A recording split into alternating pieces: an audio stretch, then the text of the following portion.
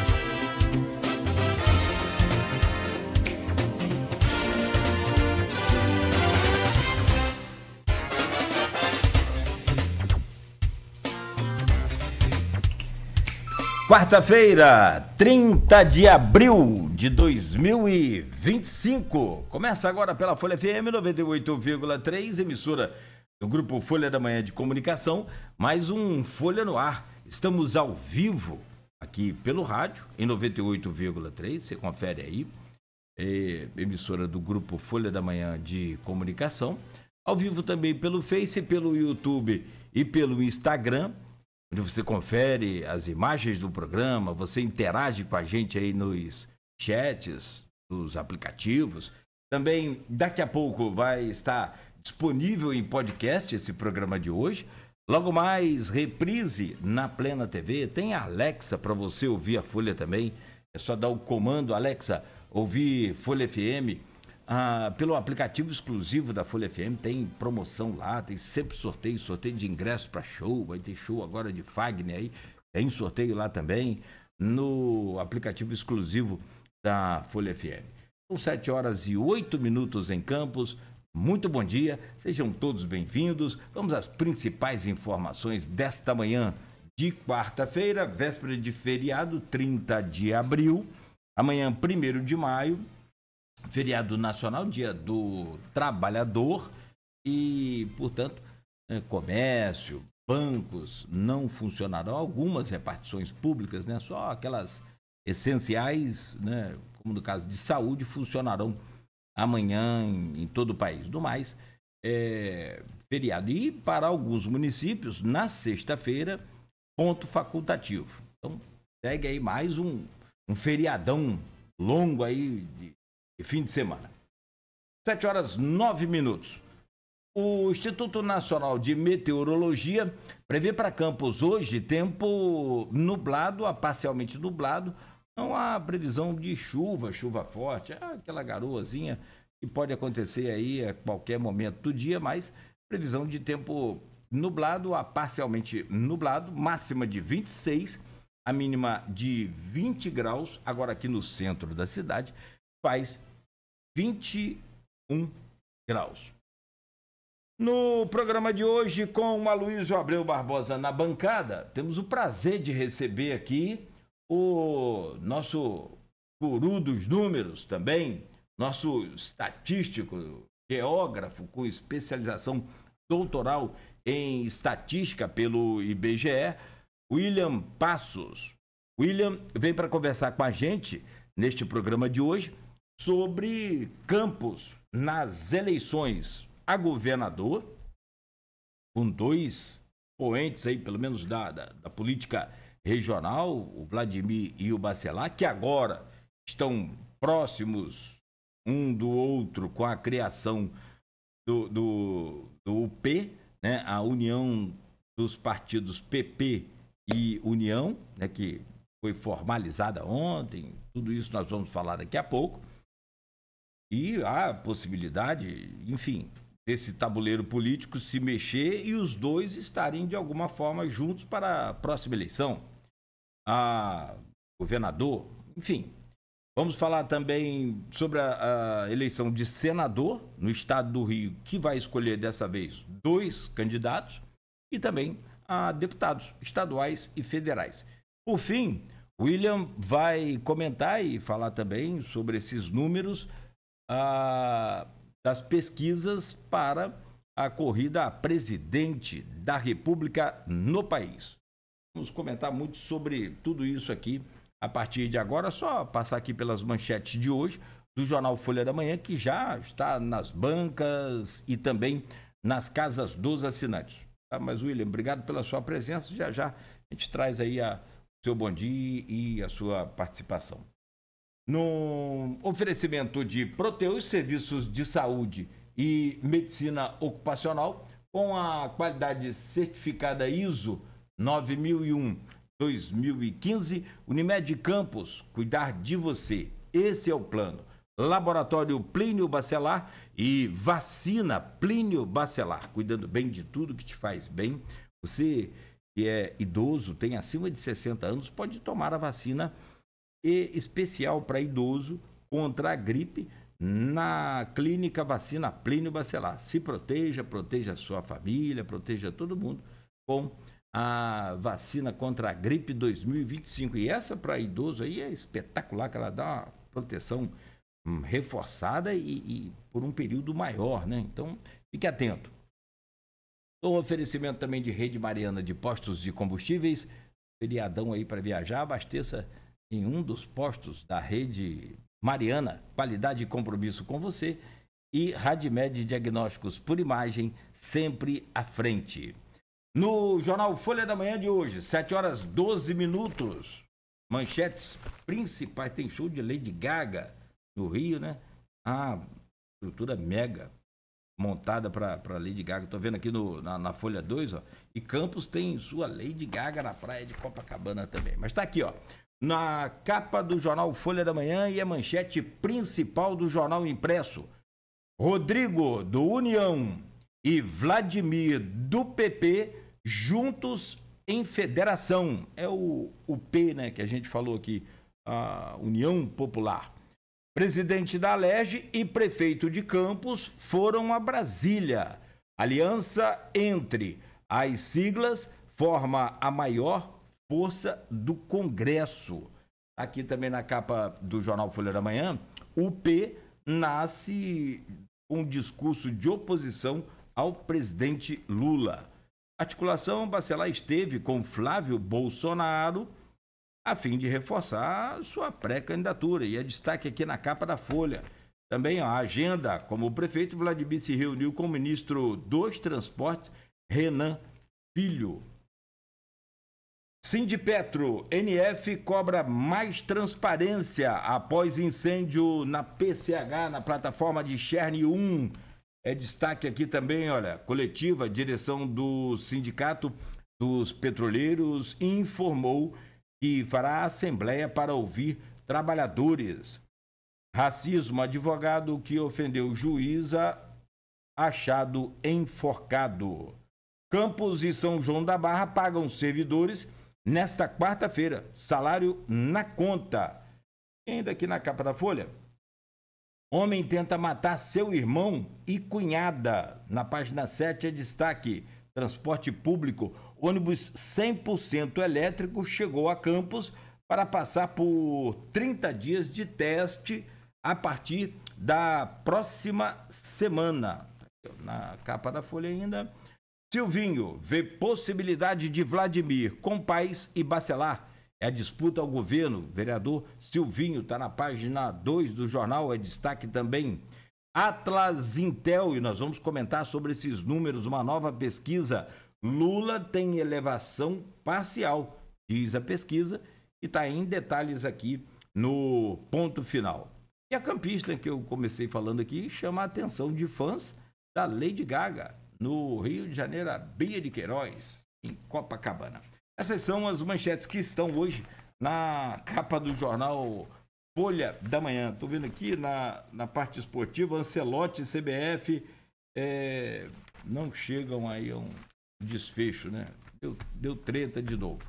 Aliás, repercussão gigantesca ontem nas redes sociais com a nova camisa que a Nike e CBF vão lançar, alusiva aí ao pau-brasil, a cor vermelha, em substituição à camisa azul.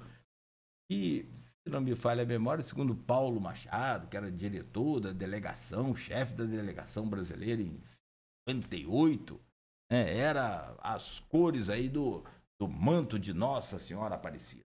E essa agora a Nike lança como uma lembrança do nosso valoroso pau-brasil, que dá inclusive nome ao país.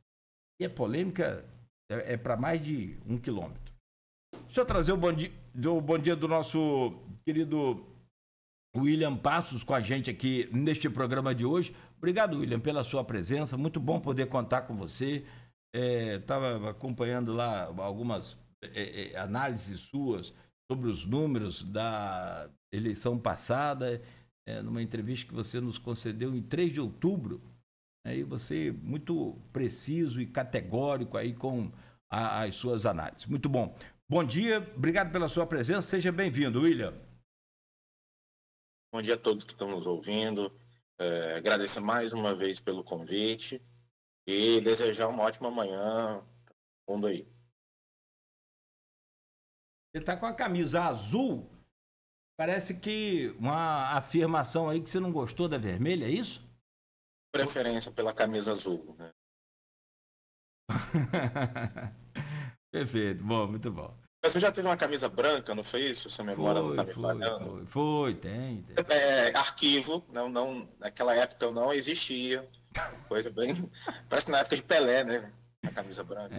Infelizmente a gente não existia naquela época de Pelé. Eu gostaria de existir. Não, mas a camisa parece que é da época de Pelé, é mais ou menos isso. Teve depois também, chegou a usar em alguns amistosos. Na verdade, eu estava lendo a história ontem para fazer uma gravação. O Brasil chegou a usar uma camisa vermelha, mas assim, tipo 1937, que não tinha um segundo uniforme. Então, às vezes, dava um confronto de cores. A Suécia também... No Brasil, em 37, o Estado Novo usando a camisa vermelha. Eu não imaginava. Eu não lembro a data exata, a gente pode pesquisar precisamente, mas assim, década de 30, 40. E era emprestado. Você pegava... Eu acho que eles usaram o uniforme do Independiente, alguma coisa assim, para jogar e não dar aquele choque de cores, né? Enfim, hoje o regulamento diz pela CBF que o país pode ter Agora eu estou na dúvida se é CBF ou FIFA. O país pode ter o segundo uniforme e ter uma cor que não esteja na bandeira do país. Isso dá uma discussão para a gente fazer um programa inteiro. Vou colocar o Luiz aqui na conversa, trazer o bom dia dele para também comandar essa pauta aí hoje, importante, para a gente discutir esses números. Quem sabe um dia a gente não faz aí, uma hora a gente não faz uma mesa redonda com seleção brasileira. Tem opinião sobre essa questão da camisa. Mas vamos deixar para a próxima. Obrigado então, William. Seja bem-vindo. Meu caro Luiz, bom dia, bem-vindo. Obrigado pela sua presença. Bom contar com você sempre aqui nessa bancada. Bom dia. Ricardo Nogueira, o William, obrigado pela presença. A camisa azul do William, eu soube que o Zé Trovão soube que ele viu um programa hoje, aí falou, que de azul, não pode ser vermelho não, azul e amarelo. Nosso bom dia, sobretudo você ouvinte, telespectador do Folha no Ar, pelo streaming, nas redes sociais. Dia aos professores, pais de alunos, aplicativo, taxistas, que vocês acompanham sempre nesse início de jornada, de segunda a sexta. Na verdade, só dando meu pitaco antes da gente participar do assunto principal, o uniforme do Brasil era branco. O Brasil, seu primeiro título da Copa Roca, em 1912, e o campeonato sul-americano em 1919. Nessas duas primeiras conquistas, o Brasil vestia branco. O Brasil vestiu branco até 1950, quando perde a final dentro do Maracanã para o Uruguai. É aquela coisa, acharam que dava azar, que não sei o que e tal. Mudou-se a partir da Copa de 54 para amarelo.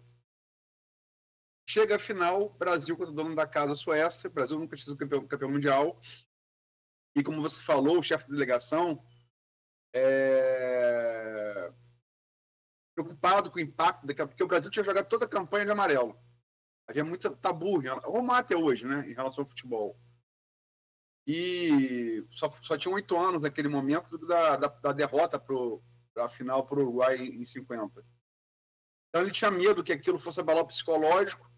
Paulo Machado de Carvalho comprou um jogo de camisas azuis que não tinha, mandou estourar a estoureira assim na última hora, né, os números atrás, chegou no ônibus, comprou pão com mortadela, porque ele tinha medo de que os suecos fossem fazer alguma coisa com a comida dos brasileiros, e falou, tá garantido o título, vamos jogar com as cores do manto de Nossa Senhora.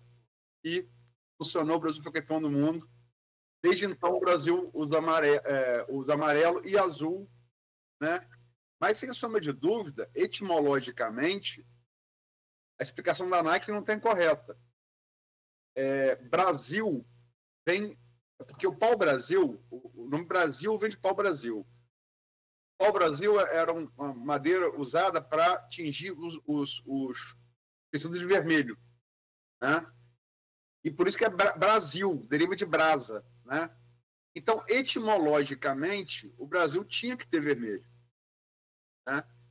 E o verde e amarelo não tem nada a ver com o verde das nossas matas e com o nosso ouro. É a casa, né, dos Habsburgos e dos Bragança, né? São duas cores imperiais do Brasil imperial. Quando o Brasil passa de império para república, muda alguma coisa da bandeira, mas as cores são mantidas, né? Então, uma rápida explicação aí. E Jorge Jesus passa a ser agora o plano A, né? É o plano B, agora passa a ser o plano A sem Ancelotti. Parece que foi uma coisa de rescisão lá de contrato, que o Florentino Pérez, presidente do Real Madrid, não gostou, ter sabido pela imprensa e tal.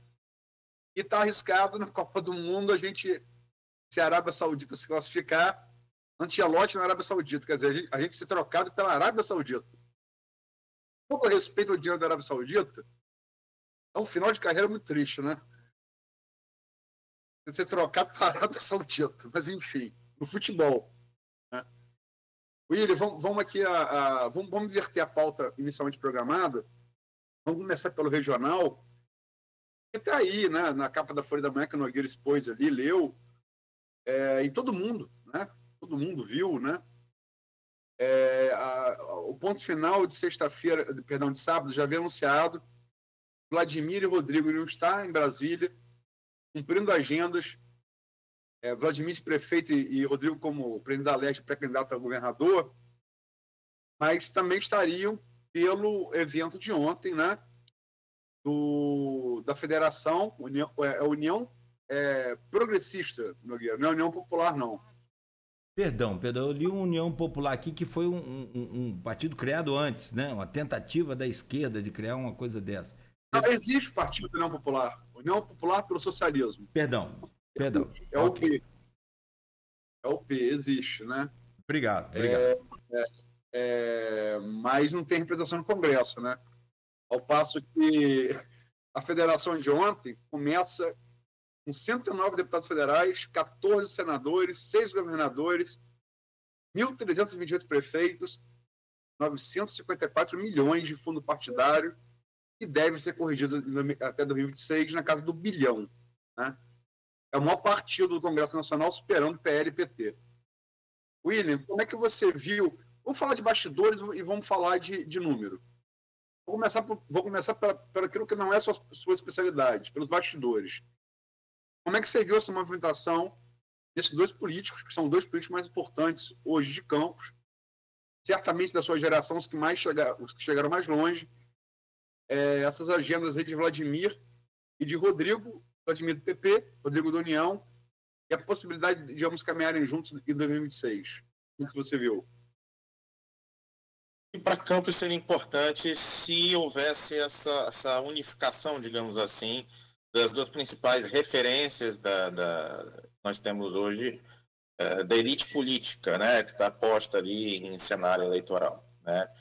Acho que Campos ganharia com isso. É muito melhor uma elite unida do que uma elite fragmentada. E quando estou falando no sentido de elite, são os dois nomes assim, do tabuleiro. Né? A gente sabe que por trás do Vladimir tem um garotismo, a gente sabe que por trás do Rodrigo a família Bacelar, mas os nomes que estão colocados ali hoje são, né, o Vladimir e o do Rodrigo. Então, acho que seria muito importante para Campos, no momento em que Campos, né, se fortalece, na medida que tem ali um presidente da LERJ, na medida em que tem também um prefeito, né, que especula-se nos bastidores que poderia vir a vice-governador. Eu acho que para Campos seria muito importante, que é a capital política, né, do estado do Rio de Janeiro, no interior, essa caminhada em conjunto, né, daria mais projeção para o município. Vamos aguardar aí, né, o desenrolar disso. Mas eu vejo que para Campos seria muito, muito importante, né? Quanto mais, daria mais força política para o município em termos de interior. E que é uma curiosidade, quando a gente tem os políticos do interior, aqueles que assumem a identidade da origem, quando chegam no Rio, basicamente são os políticos de Campos, se a gente prestar atenção, né? As pessoas não associam o Pezão a Piraí, enfim, há políticos do interior que às vezes as pessoas nem sabem que são do interior. Mas quando, e isso é uma coisa das elites, né, de Campos, quando eles chegam no governo estadual, né, deixam isso muito claro, nós somos de Campos, a gente sabe disso, e isso ajuda a dar projeção para o município. Né? Então eu vejo nesse sentido num aspecto positivo. Agora vamos aguardar o desdobrar, né, dessas negociações, se realmente essa caminhada em conjunta vai se efetivar ou não. É que você está falando sobre essa opinião, e aí é uma opinião sua. Eu quero pegar esse gancho aí e que você já trouxe, né, o que está por trás dessa elite, como no caso os garotinhos, que tem o ex-governador Garotinho, Rosinha. Do Bacelar tem o ex-presidente da Câmara, Marcos Bacelar, outras gerações, né? Ou outra geração. Você consegue imaginar esses grupos caminhando juntos? Consigo imaginar esses grupos caminhando juntos se houver um interesse maior por trás, um projeto, um pacto, uma aliança, um acordo. A gente sabe que em política esse tipo de situação é possível, né? A gente tem hoje um presidente, que é o Lula, que tem como vice o Geraldo Alckmin, né? Eu era mais novo, mas eu me lembro, né? Como que era impensável, né? Anos atrás, uma aliança. Então, por quê? Porque há algo maior por trás, né? Que seria o combate ao bolsonarismo. Então, eu vejo como possível, não se pode descartar. Agora, a gente sabe que é difícil isso acontecer.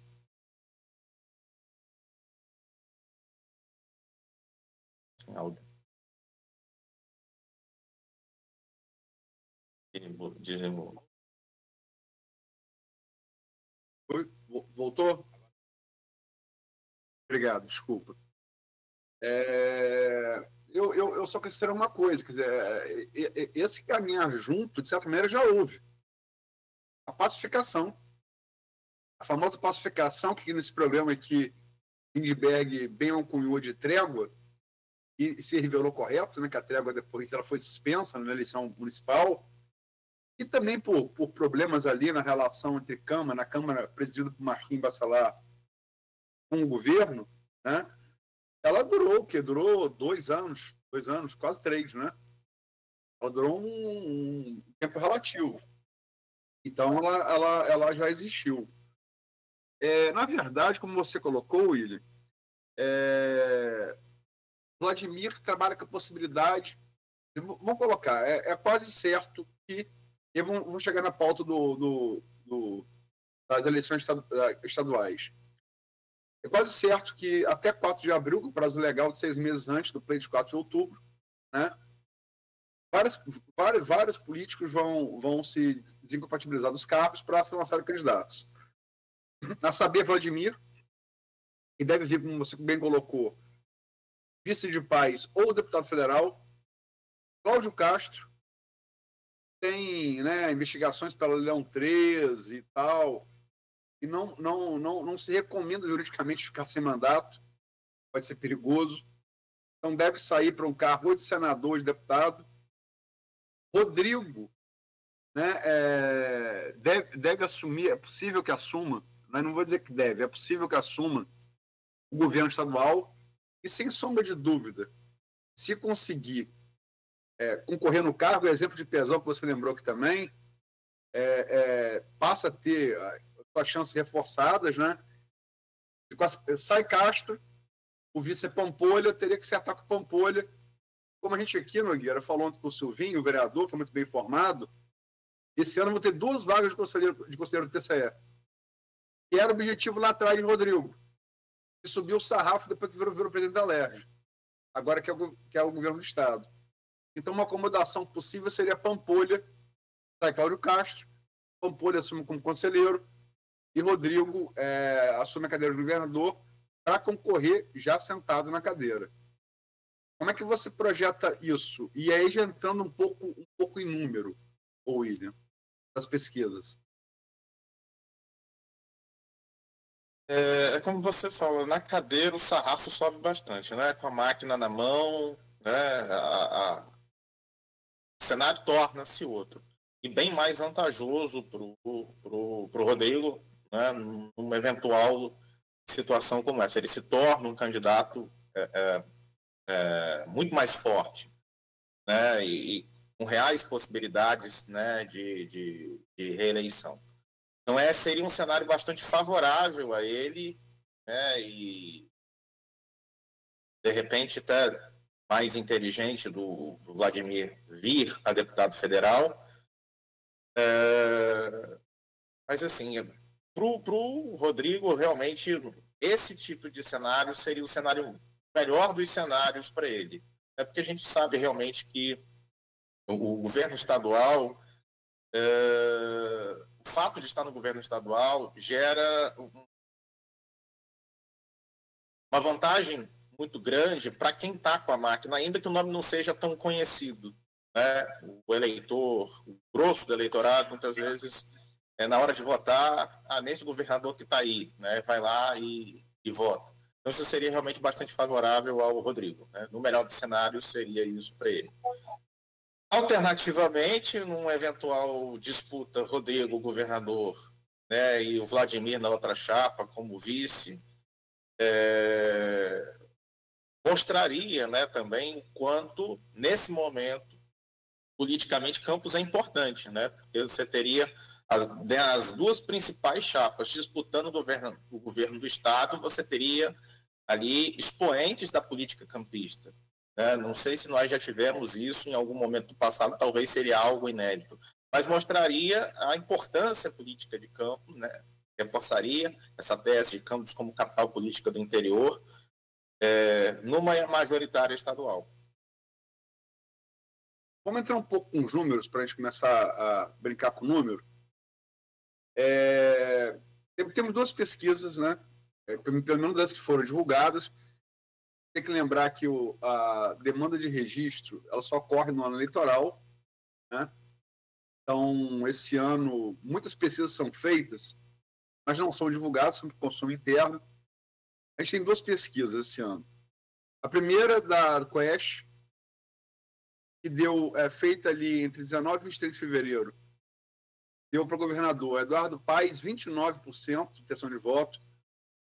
Flávio Bolsonaro, que não deve vir governador, mas ele foi aqui colocado no disco de opções da consulta estimulada, em segundo com 20%. Benedito da Silva, deputado federal do PT, que deve concorrer talvez ou à reeleição de deputada ou ao Senado, não governadora, 7%. Washington Reis, secretário de Cláudio Castro, ex-prefeito de Duque de Caxias, muito popular na Baixada, mas que nesse momento está inelegível no Supremo, 5%. Rodrigo Bacelar, 2%. Mônica Benício, viúva de Marielle, vereadora carioca, 1%. Thiago Pampolha, 0%. Indecisos, 12%. Branco nulo, não vai votar, 24%. E uma outra pesquisa, mais recente, da Paraná, né, feita entre 31 de março e 4 de abril, quer dizer, início desse mês, colocou dois cenários do governador. Primeiro, Eduardo Paes, 48,9%. Segundo, bem distante, Tarcísio Mota, 8,7%. Do PSOL, 8,7%. Em terceiro lugar, Landim, ex-presidente do Flamengo, Rodolfo Landim, né?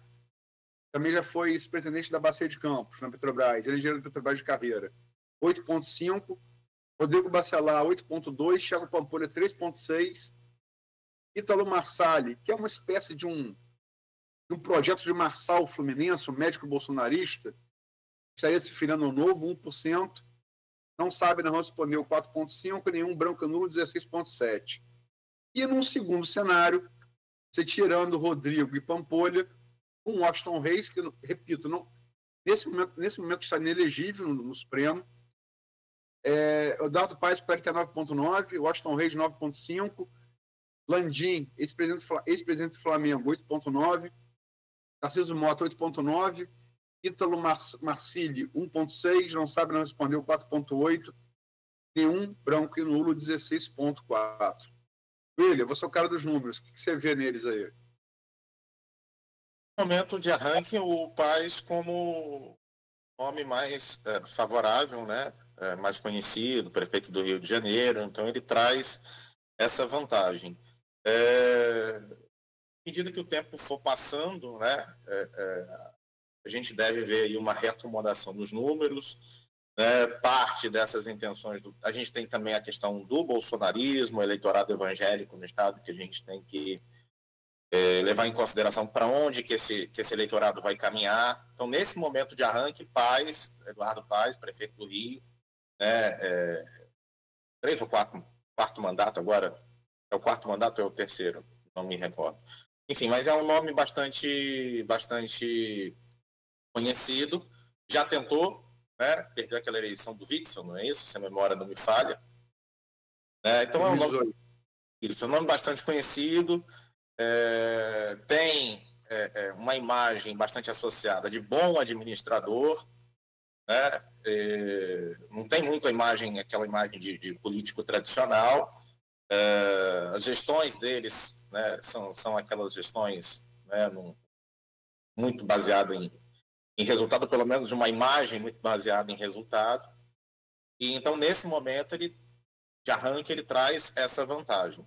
Mas a tendência é que os números se acomodem e que depois a eleição fique um pouco, assim, as intenções, né, a distância dele para os demais concorrentes não seja tão mais vantajosa, né? Mas isso deve aparecer mais para o ano que vem, né? Mais próximo da urna. A gente está longe ainda.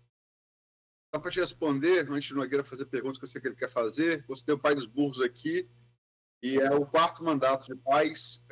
São 2 mandatos, são 4 mandatos separados, né? 2 e 2 consecutivos. 2 consecutivos, intervalo, 2 consecutivos. Já que você trouxe esses dados aí, vou fazer a pergunta, vou mudar minha pergunta, vou deixar essa questão de campos para você, Luiz, colocar nesse cenário aí. Eu morei no Espírito Santo, dá uma noção de política. A gente sempre acompanhou política, em rádio, trabalhando. E lá é o seguinte, era fácil de se afirmar, principalmente na década de 90, início dos anos 2000, que o prefeito de Vitória, só me permite rapidamente, quem não conhece, a grande Vitória que tem Vila Velha, Viana, Cariacica, Serra, o que acontece? Era tudo Vitória. E foi se emancipando, desmembrando, e Vitória ficou, tipo assim, é como se a Zona Sul, mal comparando talvez, é como se a Zona Sul se emancipasse do Rio de Janeiro. Ou seja, era muito comum a gente afirmar que o prefeito de Vitória era quase sempre projetado a governador do estado. Aqui no Rio, pegando essa coisa dos 4 mandatos aí do Eduardo Paes, me parece que não está muito relacionado, ou pelo menos não está relacionado dessa projeção de ser prefeito da capital e logo ser governador com o Eduardo Paes. Você consegue ver essa possibilidade? Porque assim, administrar a Zona Sul, teoricamente, é mais fácil do que a Zona Oeste, aqui em comparação dessa que eu fiz com o Espírito Santo. Você acha que dá para projetar isso? Porque ele é 4 vezes prefeito do Rio. Já tentou ser governador e não conseguiu. Não tem uma ligação assim, o William, com relação a essa questão de ser prefeito da capital e ser projetado a ser governador? Isso não me parece fácil, pelo menos para o Eduardo Paes? Do ponto de vista eleitoral, como candidato viável, o fato de ser prefeito do Rio de Janeiro, com a imagem, a variação que ele tem, né, torna um candidato competitivo. Né? Automaticamente, uma vez prefeito do Rio vá se tornar governador, aí já é uma outra questão. Mas o simples fato de ser prefeito de uma cidade que concentra, aí eu já não sei de cabeça, mas concentra um percentual bastante significativo do eleitorado do estado. A gente tem um estado com em torno de 80% da população só na região metropolitana. Então é um colégio eleitoral, a cidade do Rio de Janeiro, muito forte. Então isso traz sim uma vantagem, uma vez bem avaliado na cidade do Rio de Janeiro. Agora, o interior, diferentemente de outras eleições e de outros momentos da história do Estado, ele se tornou mais decisivo para o cenário eleitoral. É porque o interior hoje, enfim, é uma porção mais importante do território do Estado do Rio de Janeiro. Né? A cidade do Rio de Janeiro perdeu população de 2010 até 2022, a gente tem uma interiorização um pouco maior, né? Não vou dizer que há uma interiorização da população do estado, porque ainda há uma concentração forte em torno da cidade do Rio de Janeiro e da região metropolitana por razões históricas. É uma cidade, a cidade do Rio de Janeiro, que foi capital do Brasil durante mais de 200 anos. Enfim, o estado do Rio de Janeiro é um estado com um problema sério de má formação, né? Inclusive institucional, né? Em termos de identidade, né? Quando uma pessoa fala, eu sou do Espírito Santo, você não sabe exatamente qual é a cidade. Quando a pessoa fala que é de Minas, você não sabe exatamente qual é a cidade. Quando a pessoa é de São Paulo, e aí ela tem que, né, às vezes fala, eu sou de São Paulo capital, para você entender que é da cidade de São Paulo.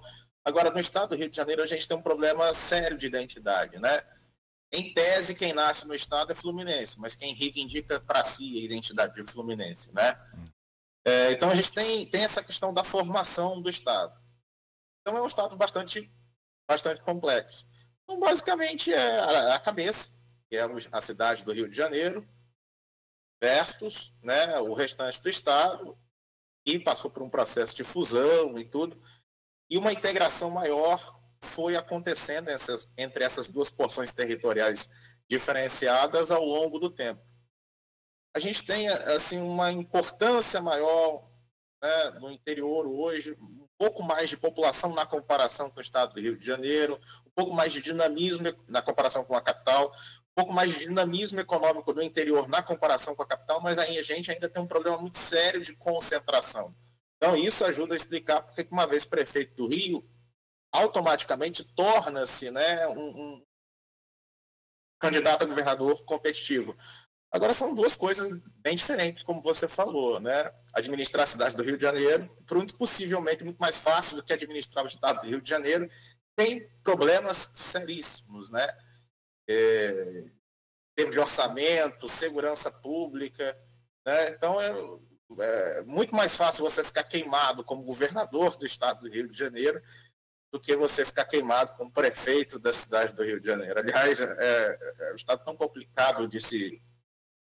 Assim, tem um histórico bastante complicado que você conta nos dedos, né? Quem nunca foi preso, já passou pelo governo do estado e não foi preso, né?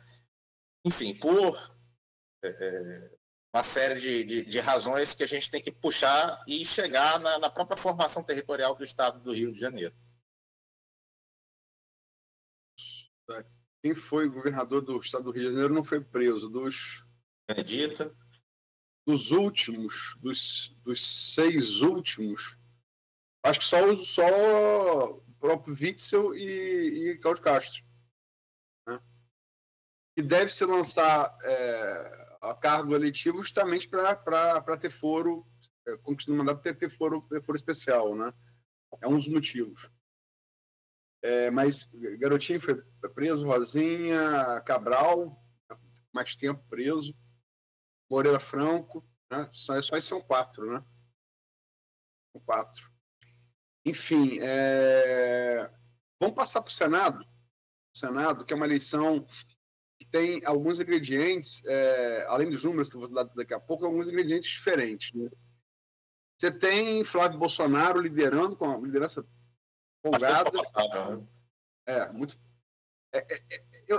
Ela parece pai de paz, mas ela é mais confortável porque são 2 eleitos para o Senado. Então, para o governador só. Você vai ter um vencedor e um perdedor, não vai ter 2 governadores. Para o Senado você vai ter 2 nessa legislatura, né? E um dos motivos pelos quais os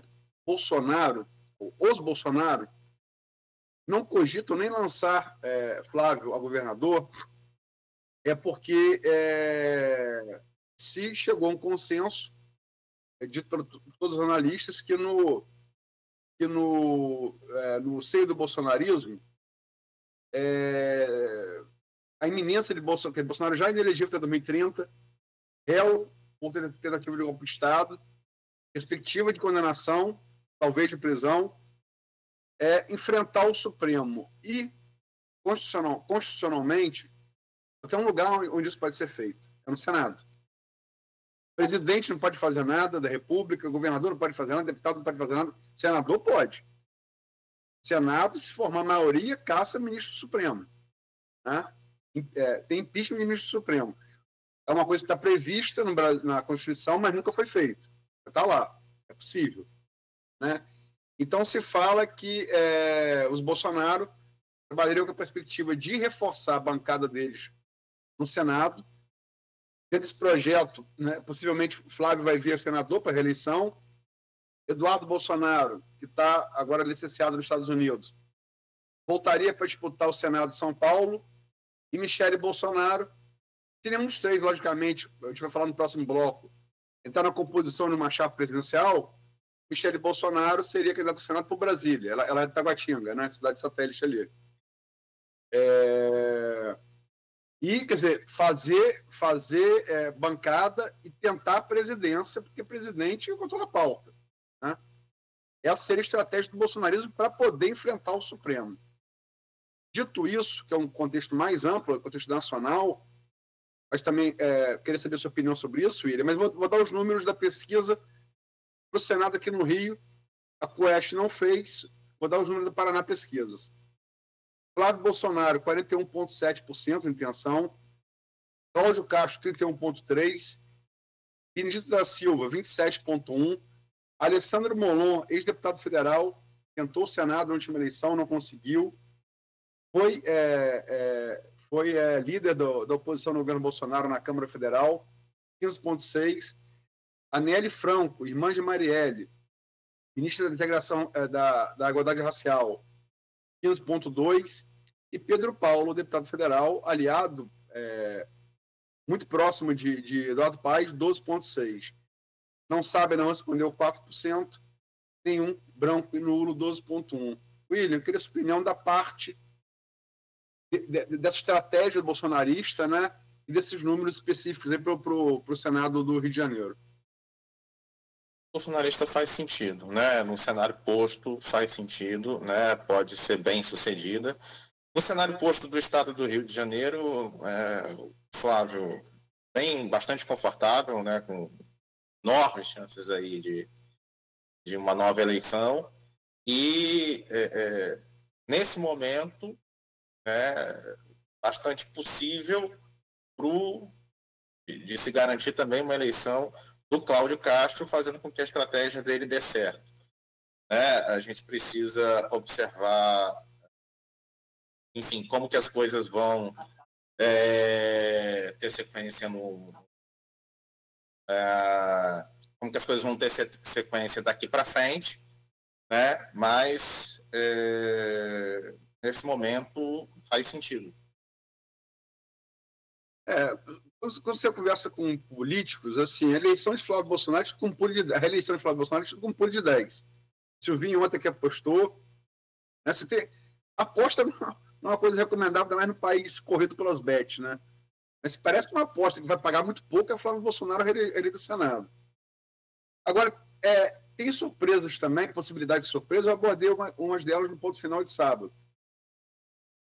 Porque Paes tem um problema. Paes, ele é, em tese, né? Logicamente que Tarcísio entrar no jogo, isso muda tudo. Porque Kassab é secretário de Tarcísio e aliado primeiro hora de Tarcísio. Então, se Tarcísio entrar no jogo, leva Kassab, no jogo para o presidente que eu falo, leva Kassab junto, pode levar Roldão Paes pela questão partidária, né?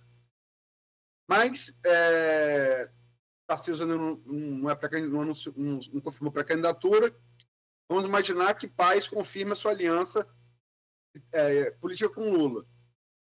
Todas as pesquisas mostram, que a gente vai falar disso no próximo bloco também, Lula está muito desgastado no estado do Rio de Janeiro, né? Ele tem uma média pior do que tem no resto do país. E o bolsonarismo aqui é muito forte, né? Muito, muito forte. As pesquisas também municipais que a gente fez, até as Paraná, São Pedro da Aldeia, Cabo Frio, Macaé, Campos, mostram muito isso, né? Mesmo Macaé, que eu tenho de perto muito forte, Bolsonaro tem um recall positivo muito melhor do que o de Lula. Os outros, muito mais, né? Rio das Ostras, enfim.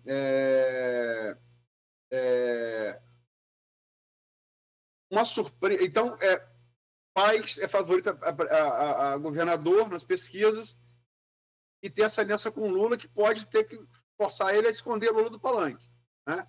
Para não pegar a reeleição de Lula. Uma solução que o Paes teria para tentar, assim, vou pagar a minha cota com Lula, mas também vou botar meu pé no eleitorado conservador, e, assim, a notícia que eu apurei e confirmei. Estão conversações abertas já há algum tempo, Paes colocar para o Senado, se o grupo bolsonarista quer botar Flávio com Cláudio Castro, outra vez Flávio com Portinho, Paes poderia lançar Benedito, no qual ele confirma a aliança com Lula, e Marcelo Crivella, de que ele tirou da prefeitura, né? Daria o voto universal, o voto conservador, né? O voto religioso. Como é que você vê isso, William? A gente vai tentar ampliar o arco e conseguir, né, conseguir, né, o apoio daquele eleitorado no qual ele precisa avançar. De fato, ali, o o apoio da máquina federal é importante. De fato, o eleitorado pode ser influenciado pelas lideranças da Igreja Universal, é um eleitorado bastante importante, tanto que a cidade do Rio de Janeiro já teve Marcelo Crivella como prefeito, né? Então, é uma tentativa do Paes ele avançar naquela fatia do eleitorado que ele precisa realmente avançar. Até o momento ele não tem conquistado para si. Então faz sentido, né? Faz completamente sentido esse desenho, né? Uma tentativa de sair, né, do eleitorado dele e ampliar o arco, entrando um pouco, né, dentro daquela camada do eleitorado que, se ele não conseguir conquistar, deve ir para outra candidatura. No 754, estamos chegando no final desse bloco, eu vou fazer minha última pergunta, vamos cair agora para deputado. Se Vladimir... eu ontem aqui, cara, eu nunca apostei na minha vida. Nunca. Né? Nem loteria, nem... Nunca, em princípio, não apostar. Mas eu apostei ontem aqui. Não apostei dinheiro, é uma aposta de... Né? Com o Silvinho, o vereador fez a mesma aposta, vice-presidente da Câmara Municipal de Campos. Se Vladimir vier a vice, a Ciana vem a federal. Para mim é pulo de 10. Né? Se Vladimir vier a vice de Paes, a Ciana vem a federal. No entanto, a probabilidade maior é de Vladimir vir a federal. Hoje, pelo menos, a probabilidade maior. Não está descartado a serviço de Paes, não está descartado a aliança com Paes, a aliança com o Rodrigo, mas a possibilidade maior é dele vir federal. Como é que ficam os estaduais do grupo? Você tem ali o acordo com Caio Viana, que facilitou a eleição de Vladimir na última eleição, na última reeleição, na reeleição dele a prefeito, no ano passado. Né? Tem Bruno Dauari, que é aliado desde a primeira hora dele, desde antes de ser prefeito, desde antes de ser deputado. Que é secretário de Castro, e aí uma coisa até, né, o Bruno Dauari, nesse mesmo, secretário de Castro, de Habitação, deputado estadual, para o terceiro mandato, e até que foi brincadeira, o Bruno admitiu nesse programa, que ele assumiu o papel de cupido de Vladimir e Bacelar, enquanto o Caio ensejou a Lula naquela visita para inaugurar o novo prédio da UF, em Campos, e Vladimir vai ser o vice de Paes. Então, o cupido de Vladimir com o Rodrigo é Bruno Dauari, o cupido de Vladimir com Paes é Caio Viana. Agora, os dois contam com esse apoio de Rodrigo. De Vladimir. Os dois contam com o apoio de Vladimir. E o grupo ainda tem Thiago Virgílio, ex-vereador, que teve problemas com a check-in, mas os problemas foram superados, agora está liberado para ser candidato de novo, e deve ser também. Você acha que o grupo deles aqui, uma vez que o Vladimir venha federal, deve vir com esses 3 mil, e você vê possibilidades de eleição dos 3?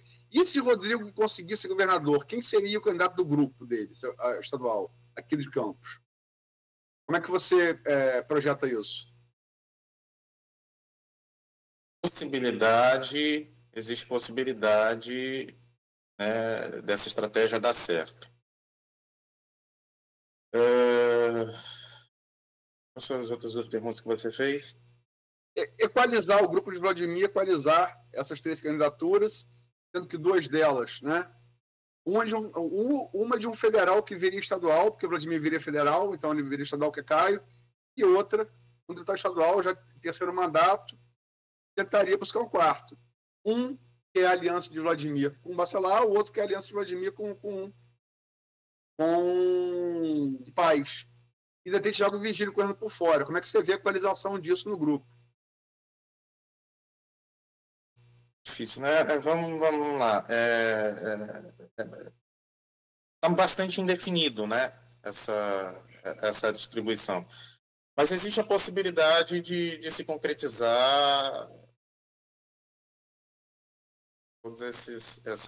Existe a possibilidade dos 2 lados, né? Vamos fazer aqui um exercício de imaginação, né? É perfeitamente possível, né? Dá certo o Vladimir, vindo vice de país, né? Conseguir chegar ao governo do estado com a Taciana, deputada federal, é perfeitamente possível, mas também é possível não se eleger e aí, né, consegue garantir, assegurar a cadeira como deputado federal. É um desenho exatamente possível. Caio, é perfeitamente possível dele conseguir se eleger deputado estadual. Enfim, em síntese, né, tem a questão do Bacelar, em síntese, a gente passa a ter, dentro de referências políticas da política local de Campos, uma circunstância em que eles conseguem se acomodar, né, dentro desse cenário Estado/governo federal legislativo, né, estadual e federal, e executivo. Para terminar, você acha que se Vladimir vier vice de paz, você também apostaria? Não apostaria, não é apostar literalmente, né? Mas você cravaria que Taciana também deve vir a federal? Seria a estratégia mais inteligente. Eu acho que é bastante possível, né, que ele consiga converter em favor dela. E seria uma maneira de assegurar uma cadeira que em eleições passadas, nós já tivemos assim, a candidatura da Clarissa, enfim. Seria uma maneira de assegurar a permanência, né, do garotismo e, no caso da Taciana, também de renovação, né? Então, seria uma estratégia viável do ponto de vista eleitoral e bastante interessante no sentido de renovação, né, dentro do grupo político. Então, acho perfeitamente possível, né? E é uma estratégia inteligente. São 8 horas. Estratégia inteligente que você fala e, assim, tudo guardando as proporções, né? É bem seguindo os passos do pai, né? E foi, depois, não necessariamente a Rosinha não veio deputada federal, mas a esposa entrou na política também. Vladimir, nesse quesito de cônjuge, seguindo aí os passos do pai também. No bolsonarismo a gente tem a possibilidade da Michele, né? Então, segue um certo padrão. O Brasil, assim, adotou isso, né, nos últimos anos, com as punições das inegibilidades. E aí, ou vem filho... Hugo também, na Hillary, já veio candidato a presidente dos Estados Unidos. Que não é o caso inegibilidade de Vladimir, nem Não, mas é no caso de uma barreira, né? De alguma barreira. Como Boa. Existe aquela barreira, o Bill não poderia vir. Que intimidade, né, Bill? Gostei, hein? Billzinho. Boa. William, você é muito bom. 8 horas e 1 minuto. Meu caro Luísio, William, você que está nos acompanhando aí, uma pausa rápida aqui para um café ligeiro e a gente voltar para continuar conversando e aí virar esse radar aí, virar essa antena para a eleição nacional. Claro, sempre... Pode, por favor. Eu fui ver agora no stream, tem várias perguntas interessantes ali, algumas já do próximo bloco e algumas ainda desse bloco. Então, eu gostaria de, antes da gente começar o assunto presidencial no próximo bloco, a gente responder perguntas relativas ao bloco anterior, pode ser? Boa, excelente. Porque eu não abri aqui para não interferir no áudio, mas a gente faz isso agora então, perfeito. Já na volta do próximo bloco, exato. São 8 horas e 2 minutos, pausa rápida então no Folha no Ar, oferecimento de Proteus, Unimed Campos, Laboratório Plínio Bacelar, Vacina Plínio Bacelar, Rede Mariana de Postos de Combustíveis e Radimed Diagnósticos por Imagem. Vamos lá, Bill. No oferecimento também da Nauta XP, que tem uma dica boa para você que quer investir o seu dinheiro aí na melhor opção com a maior segurança. Confira aí os especialistas da Nauta trabalhando para você ter sempre toda a garantia. De volta a seguir. Minuto Nauta XP.